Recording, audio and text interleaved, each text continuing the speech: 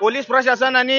जे महानगरपालिकेचे कर्मचारी ते येऊन आमच्या भाजीपालेवाल्यांना सतत त्रास देत आहे आणि आज तर असं झालेलं आहे की एका महिलेला डायरेक्ट मारहाण केलेली आहे जोपर्यंत आणि महिला पोलीस अधिकाऱ्याने त्या महिलेला मारहाण केलेली आहे जोपर्यंत त्या जी पोलीसने मारहाण केलेली आहे तिचं निलंबन होत नाही आणि तिच्यावर गुन्हा दाखल होत नाही तोपर्यंत आम्ही इथून उठणार नाही आणि आमच्या लोकांना न्याय मिळत नाही तोपर्यंत आम्ही आता इथून उठणार नाहीये